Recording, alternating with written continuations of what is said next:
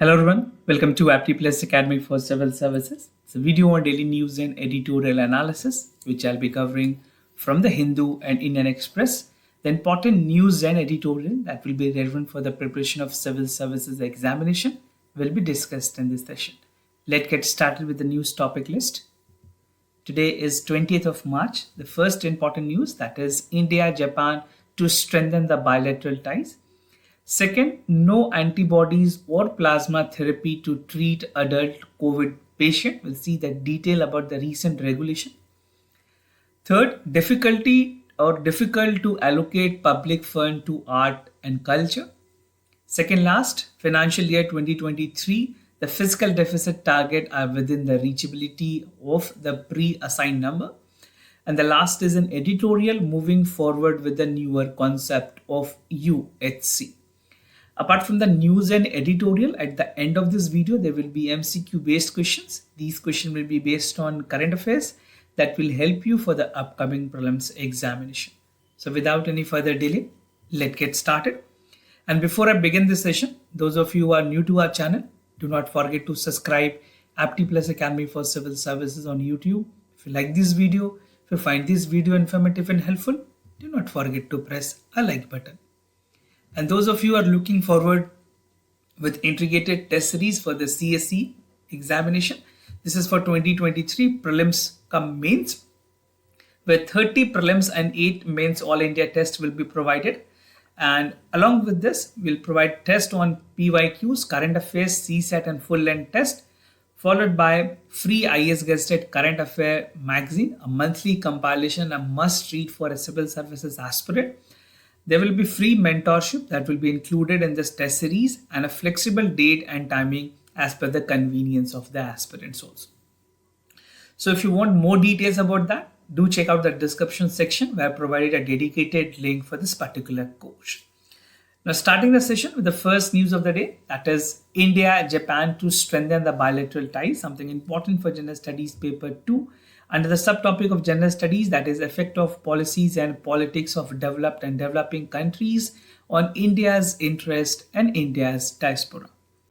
So the Japan Prime Minister is visiting India today, right? And he's a 2-day visit to strengthen the bilateral relationship between India and Japan. The visit is seen as a great opportunity where the bilateral relationship between India and Japan will further strengthen. We have a very cordial and healthy relationship with Japan, and Japan as a country which is of relevant significance for a country like India. Those of you who are having PSIR as an optional and international relations in context of India-Japan is very relevant.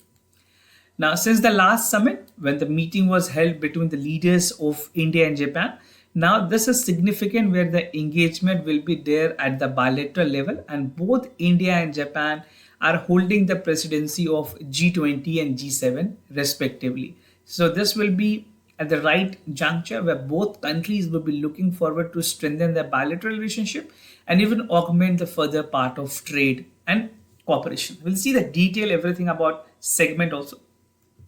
So focus area की अगर बात करें, the partnership will be there in the ranges of area which include like defense, security, trade and investment, science and technology, education, healthcare, critical and emerging technologies. Apart from this, the area would also include defense, security, economic ties, skill development, clean energy partnership among the top priority as an agenda between both India as well as Japan, right? Now, defense and security के context में अगर बात करें, the area of defense and security cooperative have emerged as of the most important pillar between India and Japan partnership, and both countries are looking forward to ensure peace and stability in the Indo-Pacific region. Specifically talking about Indo-Pacific, India has been concerning with the fact that China's dominance in the region is high, and there are several important multilateral forums which is looking forward for maintaining stability in the Indo-Pacific region. Now, apart from that, the successful conduct of the recent military exercise, the jet exercise that Veer Garuda was there in 2023 between two countries, and recently fourth Dharma exercise that is called Dharma Guardian exercise was conducted first time in Japan. So if it has been asked where was the Dharma Guardian exercise was, which was the place, what was the venue, so the correct option would be Japan. Now, India took the first step in terms of international fleet review in Japan and in the Malabar exercise of the Japan coast. It was predicted that the JIMEX, which is Japan and Indian Maritime Exercise, in September 2022. Now, talking about the commercial and economic ties, the bilateral trade between India and Japan had stood up to 20.75 billion, which is a target ever met. And both countries have a comprehensive economic partnership agreement that is called KEPA since 2011, right? The agreement covers the important areas such as services, movement, natural person, investment, intellectual property rights, जिसे IPRB कहते हैं, intellectual property rights, and the custom procedures and related issues. So you can see the trade value over there between India and Japan, which has seen a significant increase in due course of time. Now there's a clean energy partnership, which is again very significant. India and Japan has launched the occasion 14th India-Japan Annual Summit on Clean Energy Partnership and the cooperations, which was there in March 2022. And this partnership aims to provide and achieve the sustainable economic growth by addressing the climate change and ensuring the clean energy security. So there can be a direct question in the mains examination that what are the important partnership which India and Japan are undertaking in terms of clean energy. So these are the all details that you can mention over there. The partnership will lead to the clean growth and by boosting job creation, which is something inevitable in this context, and innovations and investment. Now, the aim of this partnership is to ensure energy security, carbon neutrality, and economic growth. It will demonstrate the world with India and Japan at the forefront delivering ambitious climate and sustainable development goal targets. Now, no antibiotics plasma therapy to treat adult COVID-19 patient. This is a mandatory guideline coming from the Ministry of Health, something important for General Studies paper 2, that is issues related to development and management of health. Now, what was the advisory? So the COVID-19 National Task Force, which is under the Union Ministry for Health and Family Welfare, has recently issued a clinical guideline for the management of adults with COVID-19 patient. We'll see the part of the treatment that can be incorporated as a patient of COVID-19. Recently, we have seen surge in the COVID-19 cases in some places across the country. Now, about the new guideline, as per the new guideline, the convalescent plasma therapy is a drug that include levopiravir, retinol, mavipure, and azithromycin and dexoclaim are the drugs that are used to treat the part of the convalescent plasma therapy. These are the drugs that is mostly included in this. The guidelines suggest that the antibiotic should not be used in a clinical suspicion or bacterial infection. I'll come to the detail of the discussion. First, let's understand what is the convalescent plasma therapy, right? Now, before that, we'll complete this guideline. The guideline that provide is possibility of co-infection of the COVID-19 with endemic infection must be considered, and systematic corticosteroid are indicated to the mild disease. These are the new guideline that is coming from the specific body, which is the National Task Force, specifically for the COVID-19. Now, what is convalescent plasma therapy? Before I come to the part of the discussion, just give you a complete picture how does this actually function. So convalescent plasma therapy की बात करें, first what is there, like antibodies will bind to the SARS-CoV-19 and help the patients to recover with the COVID-19. So this is actually, these are the spike protein, right? And this is how the antibodies bind with them. Right? Now after this, the patient got recovered and a convalescent plasma, which is rich in a patient which is recovering, is being collected, right? So the plasma may be obtained via the pass of apheresis and separated via whole blood collections. Now this is what the plasma that is collected will be again with the SS system measured with the antibiotic contents and functional activity against the SARS-CoV-19. तो इसकी खास करके ये check की जाएगी कि how efficient this basically the plasma is, so that it can be transferred to the next patient. And once it is there, a convalescent plasma therapy delivers the therapeutic antibodies against the COVID-19. So this is how the patient is incorporated with the part of the plasma that is essentially required. So this is how, in brief, you need to understand how does the convalescent plasma therapy basically take place, what are the procedures. This can be relevant for the prelims examination.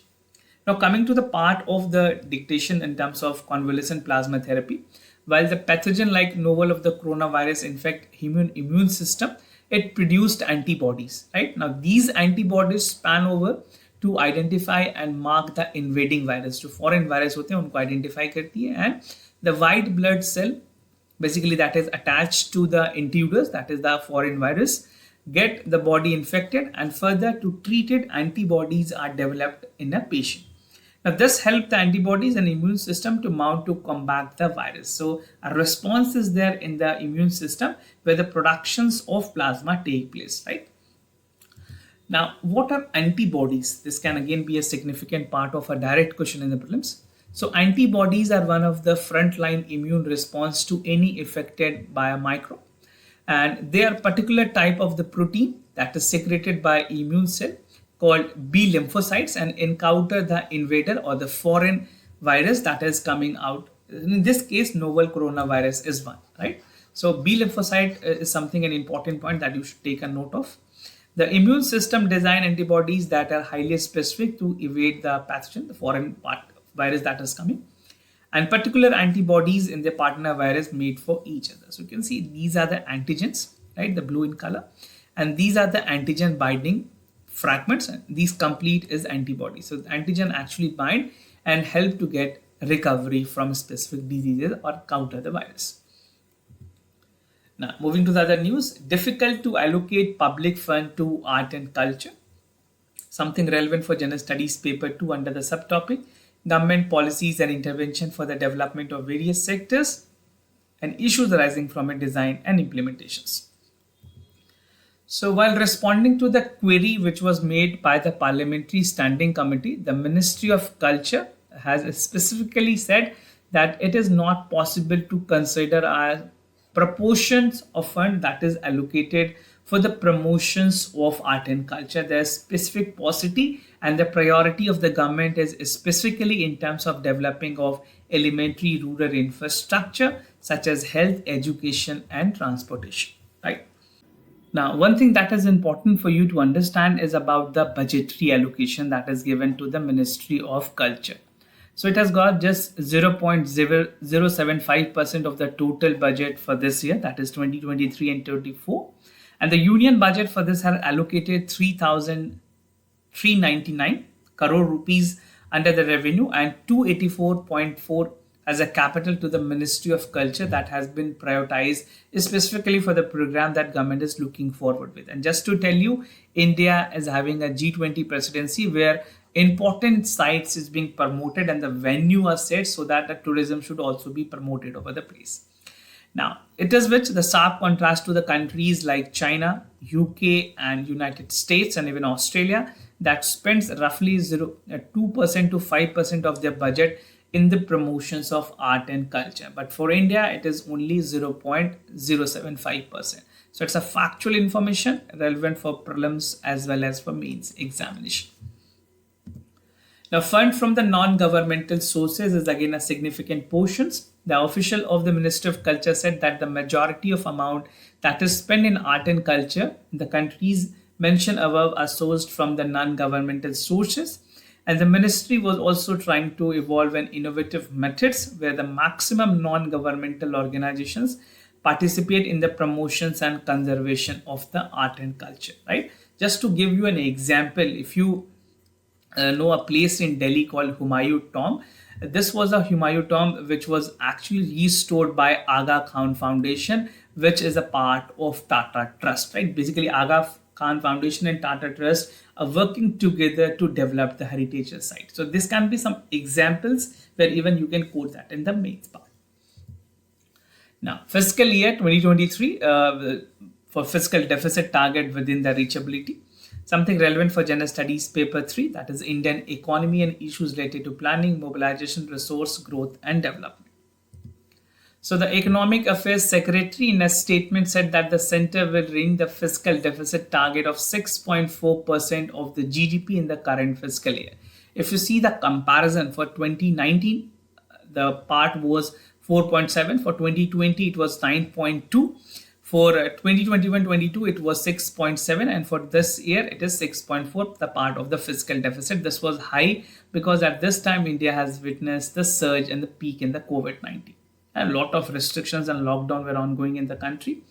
Now, the Economic Affairs Secretary has said that despite some variations which is going in the revenues and expenditure, we will have a revised estimate which will be stable. And the Economic Survey has even forecasted that 6 to 6.8% for the next round of 6.5% will appear. Now, in terms of growth, the Economic Affairs Secretary said that 6.5% of the economic growth appears to be reasonable. And even if any adverse that is coming out will be manageable, right? And the center backs for higher output in inclusions of the public distribution system. And the revised capex target is for 7.3 trillion that will be made for the financial year 2022-23 specifically. Now, what are the expenditure targets? See, here I'm discussing more of the data, but for you, the data are not relevant. आपको सिर्फ trend पता होने चाहिए कि किस तरह से trend चल रही है. Now, the center expenditure is 2.42 trillion, which is like higher. Earlier it was 6.4%, 14% की अगर बात करें, this is 41.8 for the revenue expenditure or the budget estimate, which is this number, right? Now, the next net tax revenue that was raised by 8% to 2.87 is now 81% that will be achieved by January. And the center has released 3.1 trillion to the state, about 70% of the centrally sponsored scheme, and of 3.1 trillion released for a part of that should be used by the single nodal agencies. So minute details need to be learned here because we are not confining ourselves to the data which is not relevant for examination. And the part of second supplementary demand for grant will also be allowed. It says that for the financial year 2023, it was placed before the Parliament on March, seeking not to spend additional 1.48 trillion on the net basis. And analysis suggests that the modest deviations will be there in fiscal deficit and the revenue expenditure, that is 17.55 trillion. Now, there's a favorable situation for India. Why? Because when you see at the global level, the economy, for example, like crude prices are coming down, and that is good for Indian economy. The Brent crude fell by 2.1% to 73.11 barrel recently. And the part of the major importer like the crude oil, natural resources, fertilizers, India could benefit and lower the global commodity prices. And even the inflation, lower subsidy and reduced cost for the industry that will be benefited. Even for the recent time, we have seen that the ongoing war between Russia and Ukraine has escalated the overall supply chain prices. Now, moving to the editorial of the day, that is moving forward with a newer concept of UHC, that is Universal Health Coverage, something relevant for General Studies Paper 2 under the subtopic, that is welfare schemes for the vulnerable section of the population by the center and the state. And even the same paper, the topic important is General Studies Paper 2, issues related to development and management of health. So what I'll be discussing under this editorial, that is Universal Health Care or Coverage, we'll see the Health Policy for All, the initiative, focus on primary care, Astana Declaration 2018, challenges primary health care version 2, and the way forward. Now, if you see, like in the health context, first and foremost, the question that is being asked in this editorial is like, do we believe in health as a basic human right? And which Indian constitution guarantees us a right to life? Is there any specific part? No, see, right to health is not mentioned in the constitutional provisions. Even there is article which is there, which call for right to life and not for the right to health. But if you see the definition of WHO, it says that health is a human right, and in health it considers that the totality of the health has a realm of mental and social well-being with the happiness beyond physical fitness and the absence of disease and disability. These are the standard definitions from the WHO. What does the health actually mean? Now, coming to the policies that is there, there's a policy called Health for All policy, which was adopted in 2000 by the World Health Assembly in 1977. Now, in that context, बहुत सारे ऐसे countries हैं जिन्होंने यूनिवर्सलाइजेशंस की बात की और health को हर एक कंट्रीज के लिए एक प्रायोरिटी बताने की बात की, and even without any discrimination of financial status, gender, race, place, residence, affordability and any other factor. So a concept has emerged in India specifically, that is universal health coverage in 1977, right? Now, India, through its national health policy in 1983, has committed itself for health for all goal by 2000. Now, focus on primary healthcare पे खासा ध्यान देने की बात की गई है. There was a specific conference, international conference on primary healthcare at alumni in 1978. That has listed 8 components for the minimum care for the citizen, right? Which include the health promotion activities, prevention of disease, include vaccinations, treatment of minor for illness, and free from using of government resources, especially for the poor. तो सारे लोगों के लिए affordability की बात की, so that each and every individual is provided with the facility of health. And the non-communicable diseases, chronic diseases include illness, investigation, treatment, and almost exclude the part of primary healthcare. So there should be a focus which should be given. Even if you see for the rural areas, there are clinics which are set up at the rural setting, which should definitely be incorporating the part of maximum number residing in the region.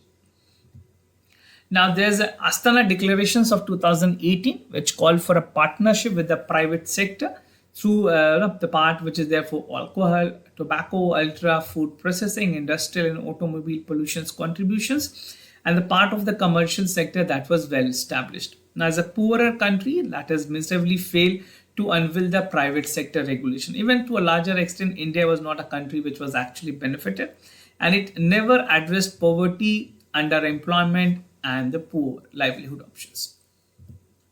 Now, some challenges that is still underlying in the India's secondary and tertiary sector, that is at individual level, there's no public hospital, and the private sector are paying their own expenses, which is unaffordable for many of the people in the country. Like, and not enough government run institutions to the poorer, for the poorer specifically, and the status, the state की अगर बात करें, state government, specifically when I'm talking state, I'm contributing both the central government and the state government. They have the reluctancy in their responsibility when it comes to provide their secondary and tertiary healthcare by the state government, ensuring the dominant and unregulated profit sharing sector, which is only focusing on money making and not in the part of providing the services to the citizen of this country. Now, this creates a dichotomy between the periphery, primary, and the institutional referred, which is also the part of the secondary and tertiary level.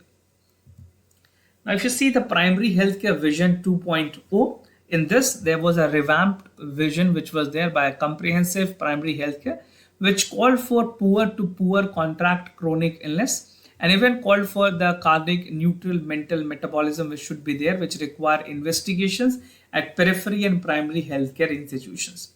Now, it was operationalized through National Rural Health Mission in 2013, and second half of the decade had called for the operationalization of the Health and Wellness Center, which is the model for implementation of comprehensive primary health care. Now, if you see the way forward in this context, so first we'll see that the universal health coverage slogan must be avoided in a deceptive, because we need to cover the entire gamut of people and the hierarchy should go from the bottom up approach, right? This is how it should be worked out. We need to work at the bottom up approach, and this is neither the universal not implemented in comprehensive. So the part of the affordability should be there, finances which should be there from the government to ensure out of pocket expenses की अगर बात करें एक individual में वो कम होनी चाहिए.